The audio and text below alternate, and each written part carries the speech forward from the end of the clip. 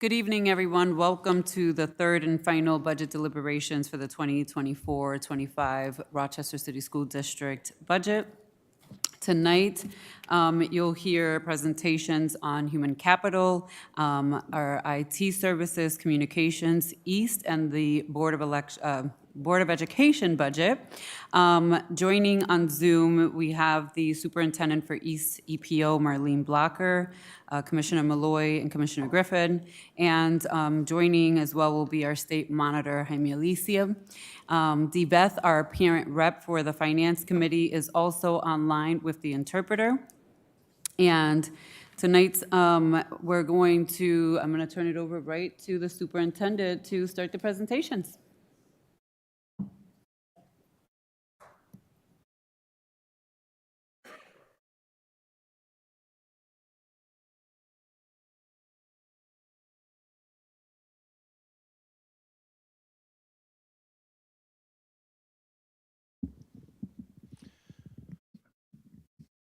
Good evening.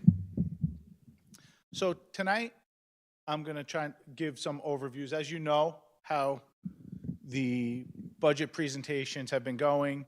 We had teaching and learning as well as our administration and supports present. There are three departments that when I became superintendent that I kept under myself, which would be the chief financial officer, the chief of human capital, as well as the chief of communications and intergovernmental affairs. So I'm just going to talk briefly about those departments, what they do, and where we are as a district in terms of their goals. So I first want to talk about when people talk about central office staff.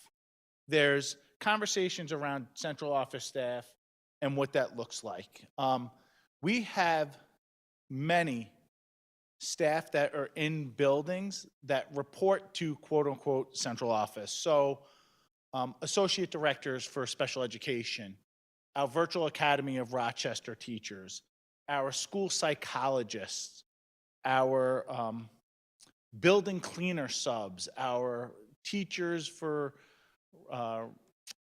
career in teaching, all have a structure where they quote unquote are reporting to central office, but those services, athletic directors, athletic trainers, are all in school. So when people look at numbers and see it, some of it is about reporting structures and not exactly who is here. I do want to say that these departments and the departments in central office took one of the largest hits from American Rescue Plan funds. We have over 53 positions here at central office that we reduced in this budget that we didn't carry forward in our funding for the general fund budget for this year. And we really made some thought. It was tough decisions, not easy decisions, but it was about making sure that resources are as close to the schools as possible. So you'll see finance took 8.5 FTE reductions. Human capital took an 8.0 reductions. Communications took 4.0. Our school chiefs took 3.0. Our grants department took 3.0. So that right off the bat, out of the 53.5, 27 or so, 26 of them, half of them are right out of those departments. I do want to remind everyone that we approved a contract with West Ed to really look at how we are organized as a school district to support our schools as a central office. So West Ed is doing a study that in hopes that this board will see recommendations from West Ed in September or October for next year about what and how the central office should be organized to best support our schools. And so that's really going to be the next massive lift here in terms of making sure that our resources are directed to schools in the best possible way. We have a district that's organized from many years ago of 35,000 plus students, and we're at a different point now, and we have to really kind of look at our positions and how they're organized and how they support. So to touch base on human capital, their goals, and I know you hear it during the committee meetings for human capital, is to recruit a diverse pool of talent, to foster a positive work environment, to evaluate and measure the effectiveness, to support employees' well-being and staff well-being and engage with the community.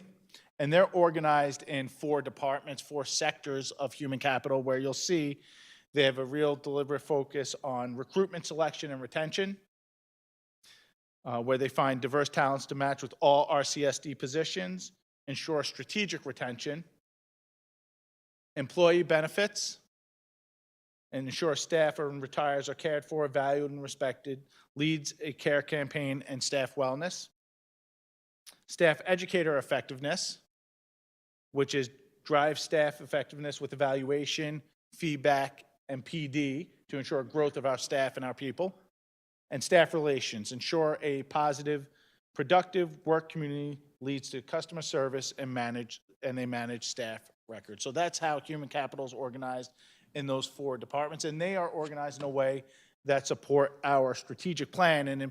And Tom, if we can go to the next slide, sorry, in a way that is focused on priority 3 of our new strategic plan that we've adopted to recruit, grow, and retain staff.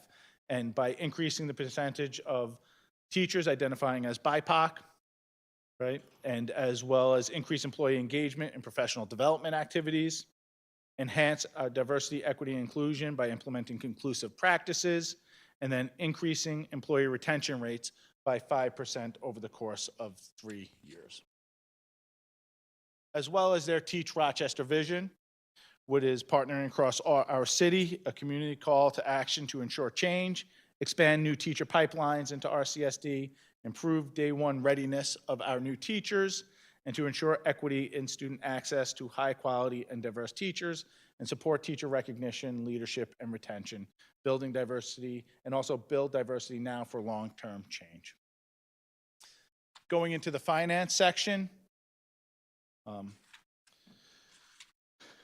Chief Financial Officer Farr has, the responsibility of making sure accounting, accounts payable, budget, distribution center, financial management, grants, mailroom, Medicaid payments, and payroll and procurement. This is once again, a massive overtaking. I do want to say once we get through and get through an Oracle transformation, this may help our business systems and business operations from that sense, but I do want to say that because our business practices aren't close to being current at this point in time, how we do things is with a massive amount of human resources, right? And what they do is remarkable, right? But we have the responsibility of making sure that payroll's done. And we have 13 people or so that make sure that payroll is done so that people are paid. That's a large amount of people because of the systems that we currently use. Oracle will help with that once we get the Oracle transformation in place, but to get there is going to take some time because you need forward thinking as well in terms of what does best business practices look like.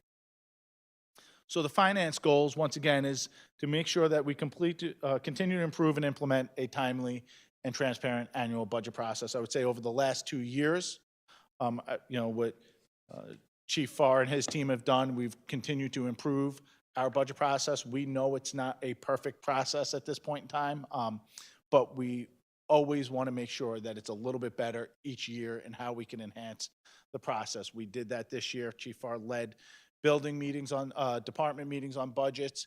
We went and enhanced with area profiles to give more information to the community. We adjusted our budget to be aligned with the code of accounts.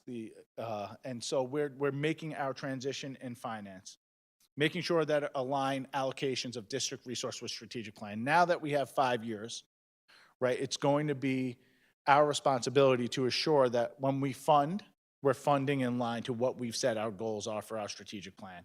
And we just can't, resources are going to become more and more limited. And as we go through this, we have to make sure that the board approved goals, we have a strategic plan with goals, that these spending and funding is associated with that. And that we provide training on payroll, budget, procurement, and payable systems.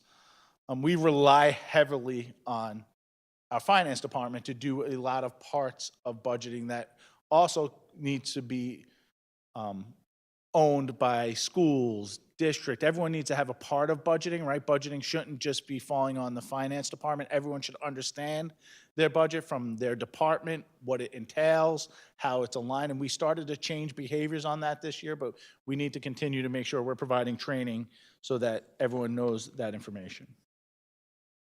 Their initiatives to continue to create cross-functional budget development teams. We're doing this work this year where we're bringing departments together to talk about budget with people from all parts of the organization to hear where their understanding is, but what their understanding of the process is to make sure that we're better prepared and better trained.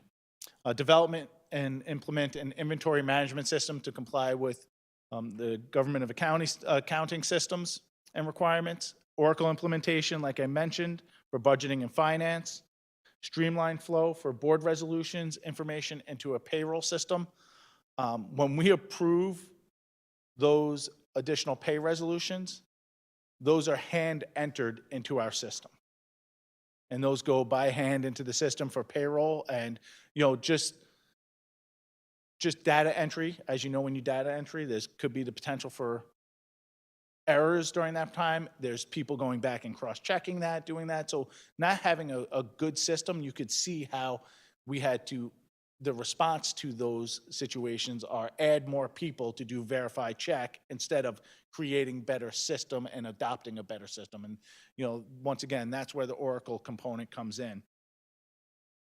Support planning and implementation of the FMP program, phase 3, with $475 million associated with this project. How phase 3 goes, it has a heavy finance component. Having someone that lead that and have a strong sense of finance is important. Our CFO sits as the vice chair of the Rochester Joint School Construction Board, so there's a heavy finance component to that as well. Once again, going on to the next slide is, their activities, a substantial amount of staff time will be dedicated to the implementation of the Oracle system. Once again, we've reduced some positions. We have funds that we will identify through capital project to keep going for years on to fund the Oracle project. We don't want to fund it for too long. We want to get this up and going. There will be some, hardships for that when we go to a new system. People are used to how they do business and how they do their part of their job. That's going to change dramatically with Oracle. And then developing performance metrics to ensure processing time and level of service. The last department is our communications department. And obviously, we've all seen the outstanding work they've done with our communications, the pictures, the board presentations, what we see in communications.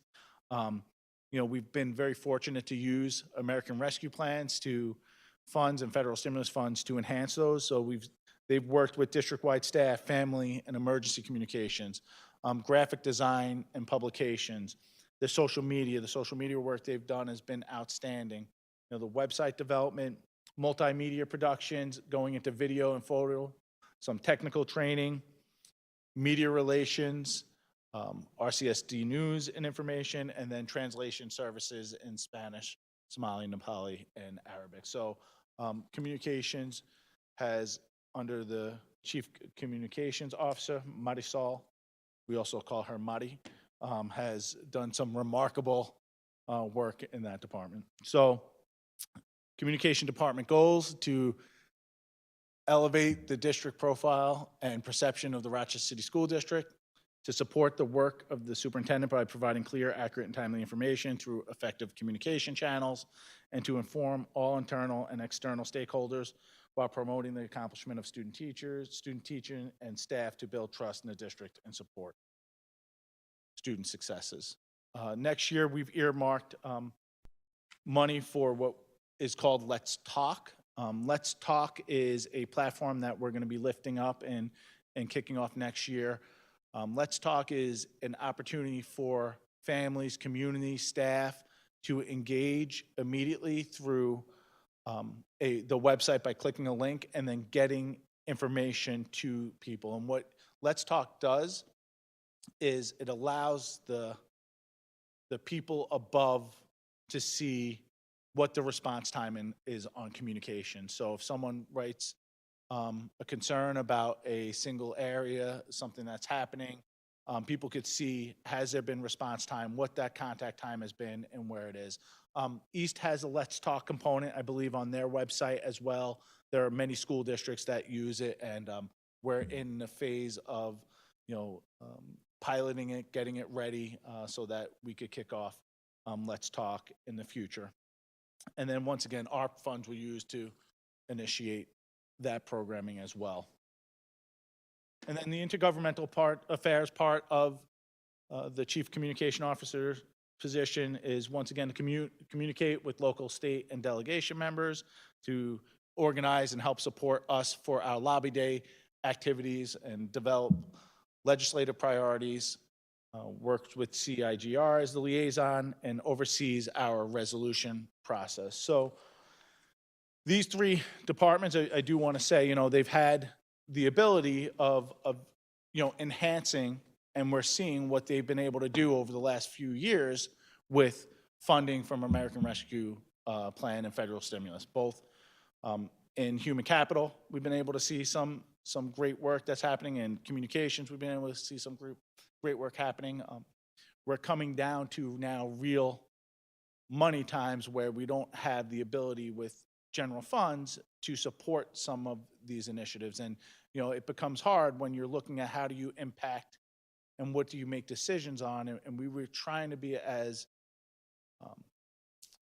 as impactful as possible to the schools and in the classroom. So when we're making those decisions, we tried to say, okay, how could we make sure that we're impacting schools and classrooms first before we look at other things? And so when I say the central office had about 53.5 cuts, I will send those out to the board so they get a sense of what those were, overview of all of them at central office, not continuing. But I think we all have a sense of struggle coming, especially centrally, off of federal stimulus of what we had and versus what we're going to have to be faced with the future.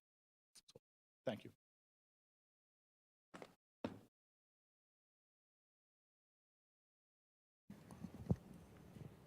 Thank you, Dr. Peluso. I'll start on Zoom with our parent rep, Dive. ¿Tú tienes una pregunta? No en este momento, not at this moment. Okay, thank you. Commissioner Griffin, do you have a question? Oh, okay, my apologies. I'll turn it over to Commissioner Simmons. Do you have a question? Okay, Commissioner Malloy, do you have a question?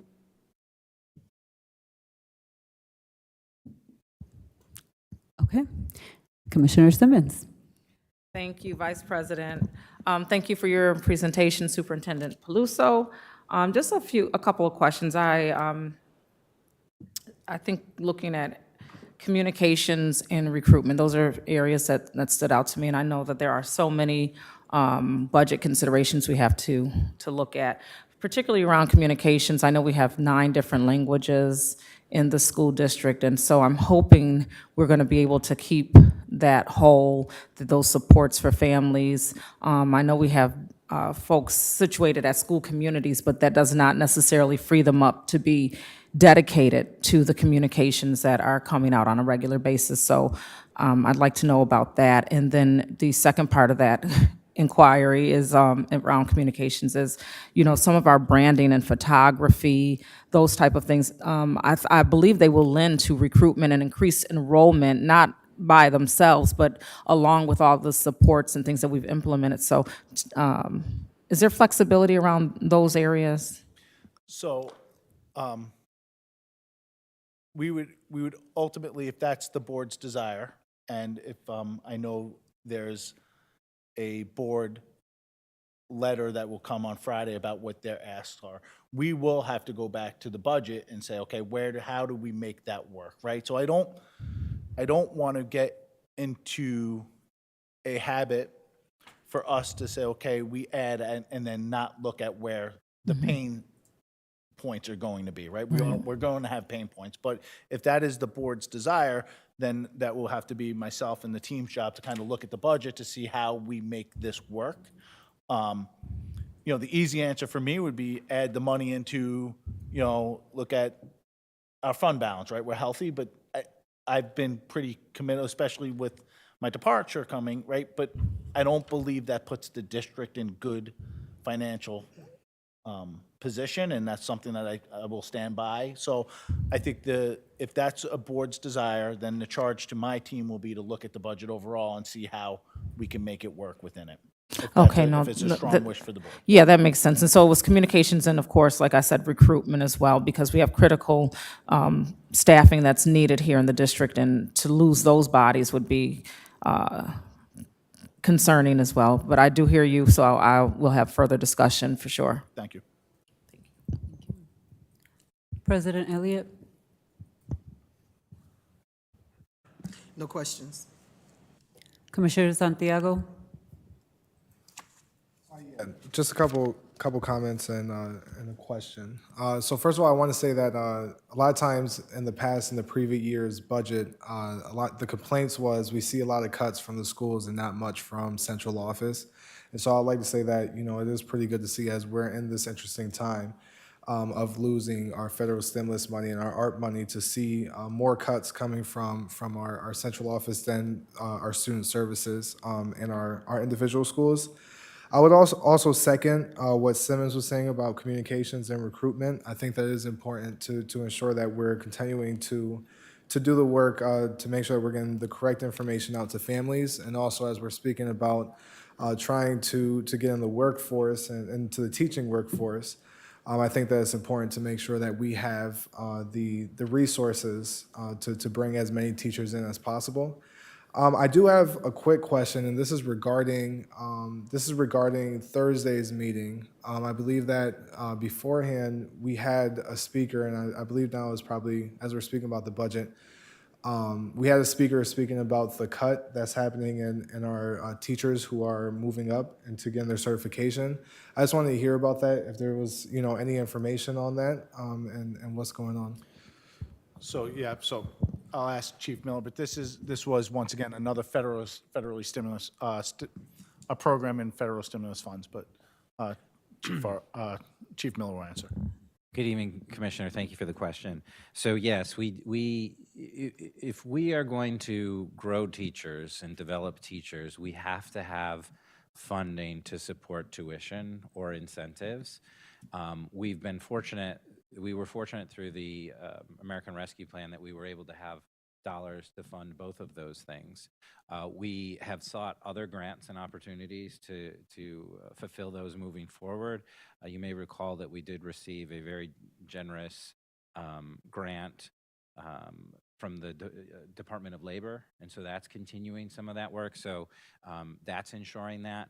We did have some loss, right, in terms of the funding, and we thought we weren't going to be able to support any students this year through a couple of the specific programs that we have, but we are working to support 6 of them by looking at our budget and moving some things around. So one of the speakers was speaking about that without knowing that we were working on it, and we met with the U of R in Nazareth earlier this week to review that, and we hope that by the end of this week we're going to have identified funds for those few students that we committed to.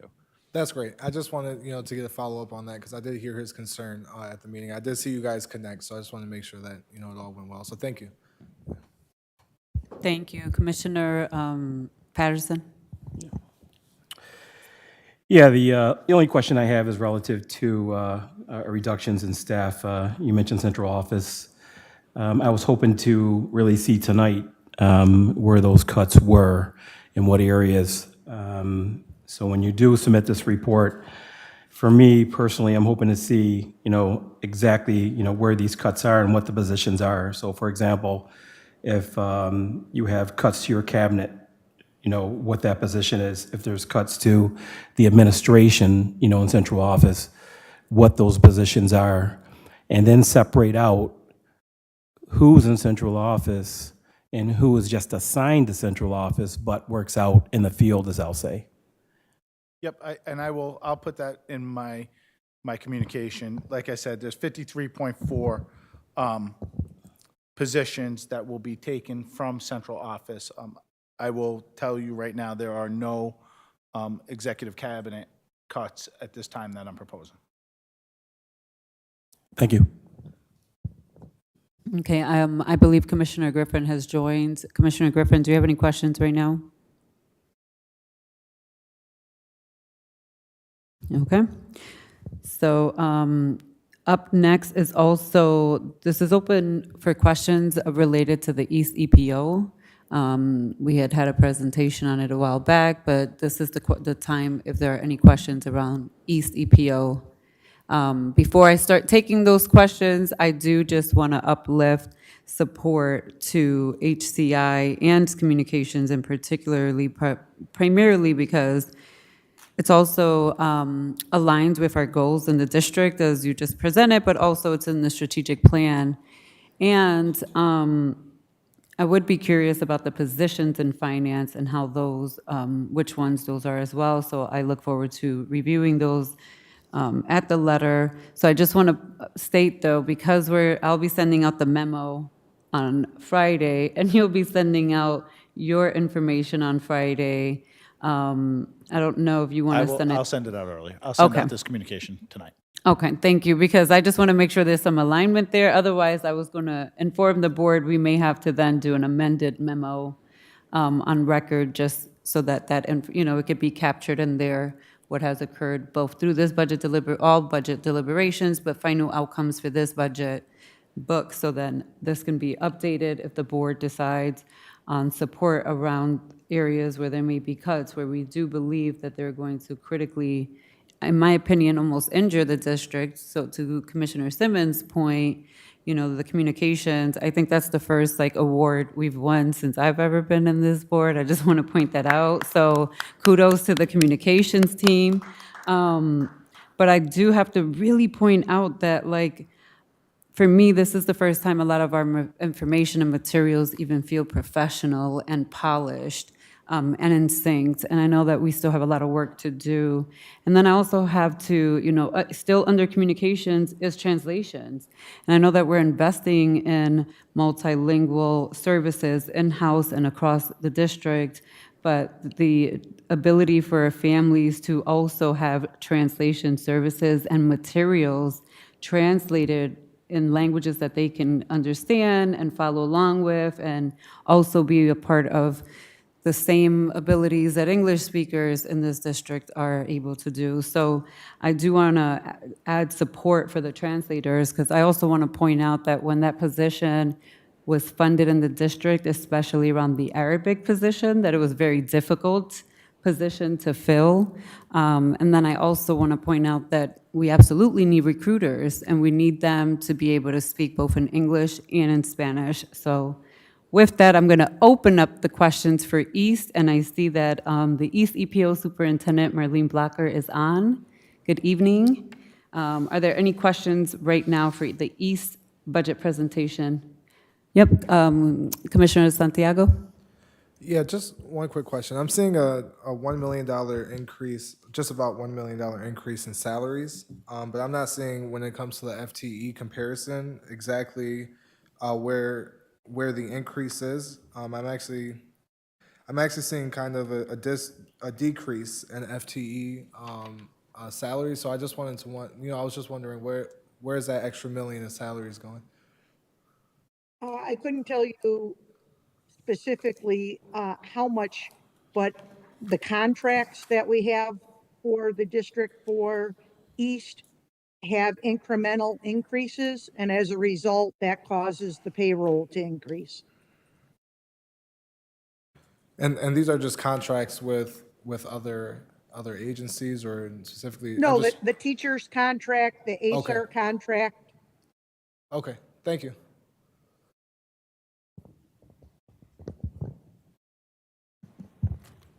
Thank you. Any questions from any other commissioner related to the EPO budget presentation? Okay. I'm going to turn it over now to our board clerk, who is going to present on the Board of Education's budget. Thank you. Excuse me, Vice President LeBron, before I do that. Yes. Parent rep online, she asked a question in the chat. Would you like me to read it? Yes. Okay. She asks, is the district going to be recruiting more bilingual teachers and teachers' aides? Thank you. Yeah, absolutely. We are constantly recruiting and looking for our bilingual teaching pool, to increase our bilingual teaching pool. We have partnerships with Fordham College and actually working with colleges and paying tuition. New York State's paying a portion of it, and we're picking up the other portion of it to have certified teachers in our classrooms. And so we are doing that, and I'm not sure if our Chief of Human Capital, Chief Miller, has anything else additional with bilingual. The only thing I would add to that is that through our grow our own efforts, we have been working to help existing paraprofessionals and teaching assistants achieve their education and their certification and become teachers in our schools. Folks that are from our community, working with our students, know the community, live in the community, and they have been astounding in terms of their development and growth. And the colleges remark that they are the best students that they have, that become the best teachers that we see. So all good things.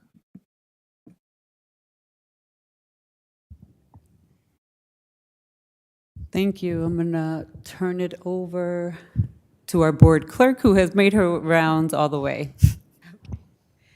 Good evening. Can you all hear me? Okay. Good evening, President Elliott, Vice President LeBron, board members, superintendent, cabinet, community. I'm going to talk tonight shortly about the Boards of Education's budget. So the Board of Education here, oh, thank you. You see our organizational chart. The department is broken into two sections. One is managed by the district clerk, which would be me, and that is really board support services. And then on the other side of the department, we have the Auditor General, who also oversees 3 staff members. This that you see here is the Auditor General's budget. Her budget, she's not here this evening, so I'm just sharing with you all a snapshot. Her budget has remained unchanged from the prior school year, the 2023-24. And just so you know, the majority of her budget is expended in the claims auditor and external auditor services. If there are any questions, she did say that if you just email her, she'll be sure to provide those answers to you all. Okay. And if we move on and look at our own services budget, this is here as a snapshot, and this shows you what we have in the current school year, what the budget requests were, and then what we received through the draft budget. The budget request, next slide, please.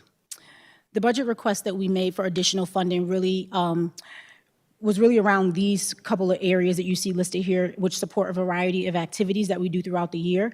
In order to best meet our needs, we looked at reallocating underutilized budget codes, and then we collapsed that into the lines we had. After that was done, we still had a number of unfunded items that we needed around this area. And so one of the major areas that you see is our travel budget, and we've talked about this before. And so when we say our travel budget, I just want to ensure that everyone understands that that is the total cost of any professional development that the board has. I'm sorry, Tom, next slide. That the board engages in outside of the Rochester area within the confines of the district. So that includes your travel accommodations, registration, conference fees, and any of those things. Currently, the way that professional development is expended is that it is an equal allocation across the board based on the funding line. After we collapsed all of the underutilized budget codes and moved things forward, we still had some funding gaps in these 3 areas, specifically overtime, which leads into our communication support. As you all know, since this budget request was made, we are now in need of superintendent search firm services, so that was never included in our original budget request. And then again, to cover our district travel in and out for professional development. I do just want to make a caveat that when we look at the board's professional development budget, that does also include several board staff who are not unionized and don't otherwise have access to professional development funding. Okay, so we are lucky enough that we were able to work with the administration to meet the needs and so that we don't have any lingering funding gaps for the 24-25 school year. That's all. Any questions? Oh, I'm sorry. Thank you. I'll start on the Zoom. Dive, I don't know if you have a question. ¿Si tiene una pregunta?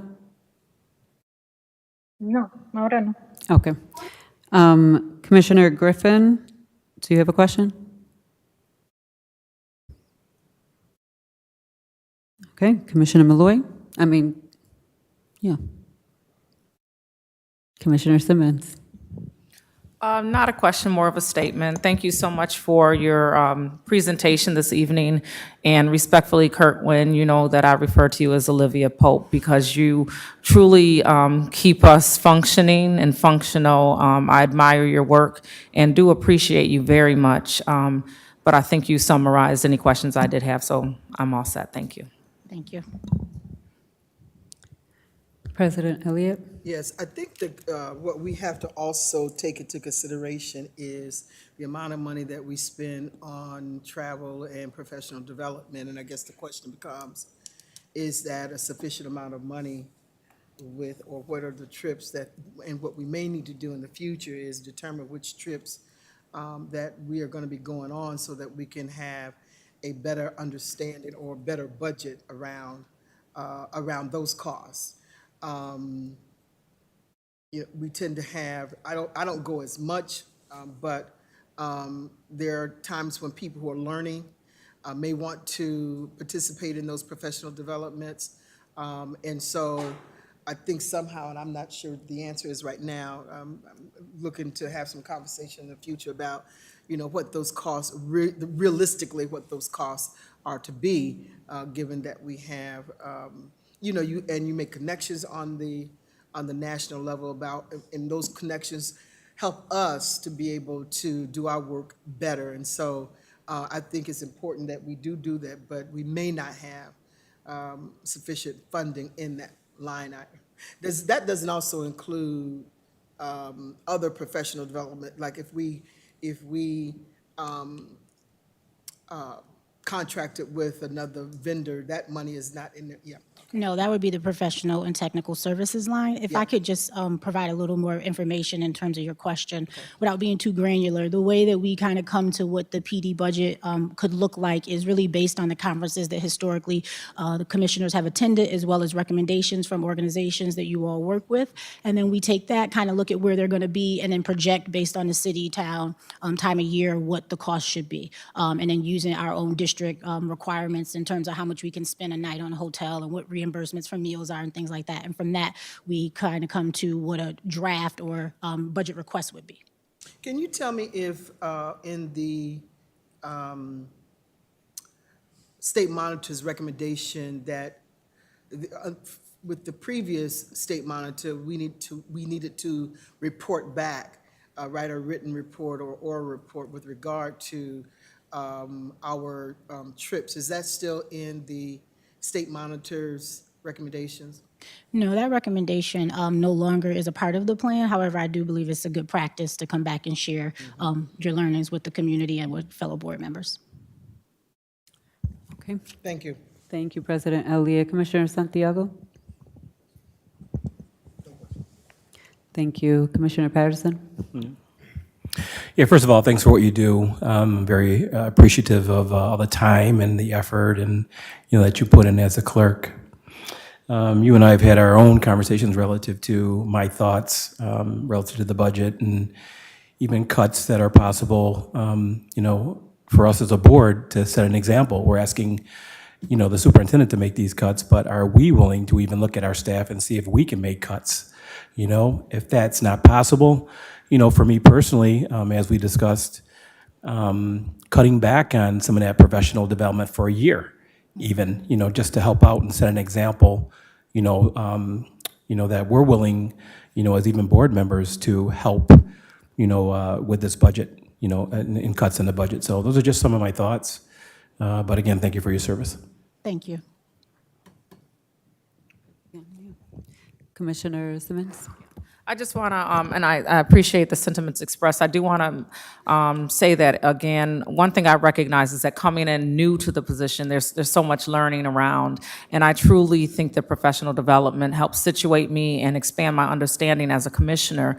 But now that I've had some of that exposure, I was able to identify what conferences really lent that and which ones I was like, I probably don't need to go return to that conference. And so I think as we grow in our role, within our board terms, we can start to regulate, if you will, and pull back from different conferences. So I know this particular year, for example, I haven't gone on as many conferences as I went on in year one. And so I think that will help our discussions as we move forward.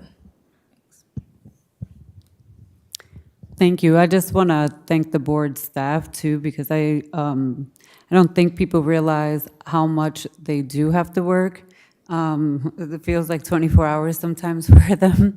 And so I just want to thank you and your team for all of the hard work that you all do to uplift not just the commissioners, but the entire district, and even lending support and working in partnership with the administration. I also want to uplift support, though, tonight for the communications team that does work for the board, that makes it happen for all families across the Rochester City School District to be able to watch our meetings live. And, I know people sometimes have short-term memories of things, but when I joined the board, and it was not that long ago, I'm 6 years in now, our meetings, especially our committee meetings, were recorded by a standstill sort of camera, and someone sometimes had to move it around, but they tried to position and the room so that everyone was captured as best as possible. The audio sometimes was terrible, so our board staff had to listen as best as possible, type those minutes up quickly. There was no captions at times. Like, these are the things just 6 years ago that was happening, and now we get to broadcast these meetings. And so I know that sometimes our rooms look empty these days, but the lives are filled with people, whether they're giving positive or negative, it's still the opportunity to engage in conversation and express themselves, and I'm truly grateful for that. So I just want to uplift that we have to also support the additional hours and effort that the staff make to make that happen for all of our meetings. And I personally do not want to go back to a standstill camera where we're not live and in real time. So with that, I thank you to our board clerk, Rahima Wim. Excuse me, Vice President And LeBron. if there are any other questions, I'm sorry, if I can just add to what you just said about communications, and Yes. so everyone understands that it's not just the meeting support the communications department provides us.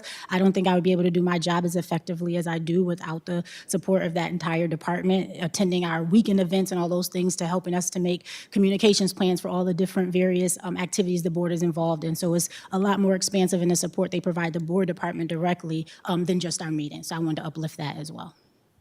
Yeah, so thank you, Tom and Dejan. With that, if there are no additional questions at this time, I'll pause and wait. Okay. I am going to conclude this board deliberation. Commissioner Simmons has one question, and it's okay. I think this may have to go on the question log. I think I'm out of sync. And so, Clerk Quinn, I'm gonna need you right now. And it was based on just kind of listening. We had what I would consider successful or great deliberation last night over at City Council. And during that deliberation, I was listening for different things because I've been trying to visit some school communities as well. And I recognize that not all of our schools have tier 2 and 3 intervention supports, prevention intervention supports. And so I want to know what we can do. Like, have we assessed the schools for their actual need? I recognize that we have some things all schools have, like the help zones, the counselors, social workers, which is great, and then they may need the intervention prevention. And so where we have support in the budget for those schools who may not be able to fund them, where those dollars are, and how we can set them up for the instructional success. Yeah, no, great question. What I'll share is that schools are allocated funds through title allocations where they go directly to schools. And previously, buildings have been able to make their own determinations on how those funds are used. And so this year, we made a conscious effort to say, especially in our K-8 schools, that they're going to be a reading teacher and an instructional coach. So some schools don't even have enough money to fund 2 positions, we're funding at least a baseline of 2 positions in all schools. Other schools that have additional resources because of their rank and serve allocation from title are able to get intervention prevention teachers and other supports. I know that Deputy Superintendent Strickland is kind of looking at those individual schools. And now there will be some, the one thing I'll say in this year's budget is if you look at the 1003B funds in the grant section of the budget, there's $4 million last year that was budgeted for 1003B and grants that we did not roll forward in this budget because that money comes from the state based on accountability status. And the number, very similar to what we've experienced from state ed, it kind of fluctuated. It went up pretty high one year and then it went back down a little bit. And that's what schools use for funds to also add intervention prevention teachers. Once we get that allocation, those will go to schools as well to make sure that they can make some determinations on how they're funded with that, so. Thank you, Commissioner Simmons. I'm actually going to ask for a motion, and we will conclude the meeting from downstairs because we won't be voting on anything tonight.